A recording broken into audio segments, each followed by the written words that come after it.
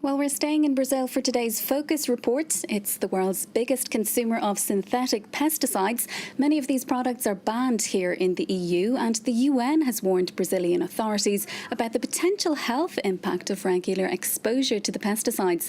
A controversial bill aimed at lifting restrictions on the products is now set to go through Congress in Brazil. Catherine Osborne reports.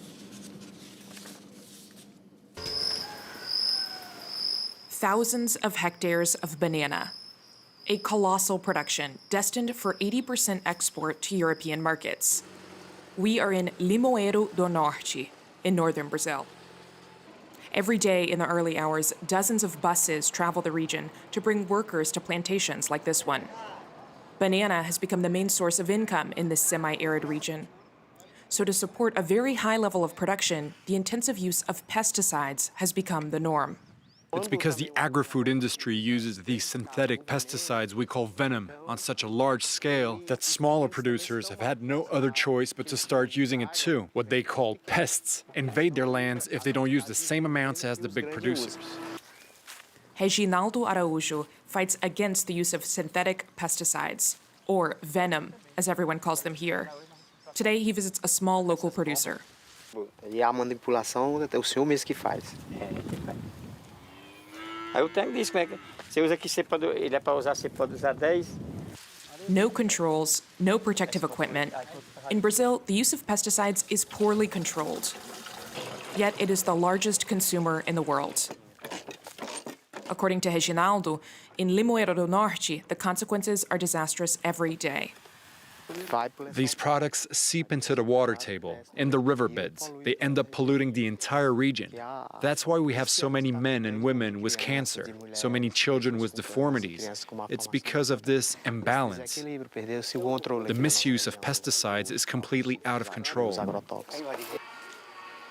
It's a mammogram. That's how we detected my daughter's premature puberty with the development of her breasts. Lucy's daughter was only 1 when her hormonal imbalance was diagnosed. For the doctor, pesticides are responsible. Their only recommendation? Drastically change her daughter's diet.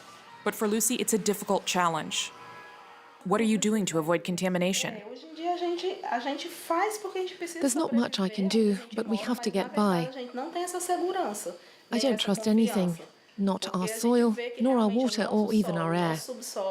Wherever I go, I know I risk contamination. The case of Lucy and her daughter Laísa is far from the only one. According to a recent study published by researchers at the University of Fortaleza in Limoeiro do Norte, the deformity rate among children is 75% higher than the Brazilian average. The cancer rate is 38% higher. Visualmente, a gente identifica que o Ceará é dos estados que mais tem casos de intoxicação. Dr. Saulo Diogenes is part of the research group that put forward this data.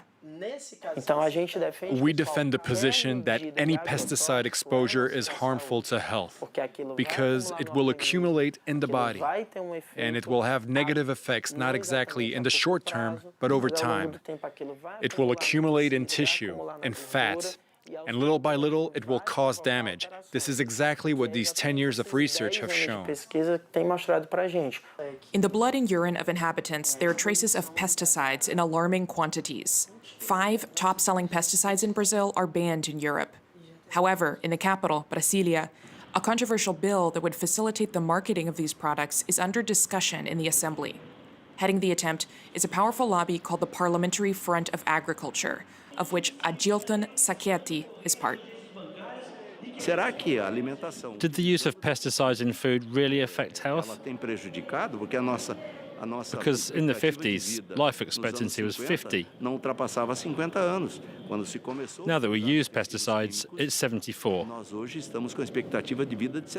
So aren't we aiming at the wrong issue here? This bill isn't there to benefit big producers. It's been designed to allow us to remove pesticides from the market and replace them with new ones, products that are less toxic and more modern. That's what we want, and that's what we discussed. Beyond the health consequences, in Limoeiro do Norte, those who fight intensive pesticide spreading face another danger. Macia mourns the death of her father, Zé Maria, an activist, killed here in 2010 with 25 shots fired by henchmen of powerful producers. It's very dangerous because while it's a noble and justified fight, it goes against the interests of big producers. People who have a lot of power always want more. My father always said this fight is like David against Goliath. In Brazil, on average, one environmental activist is murdered every week.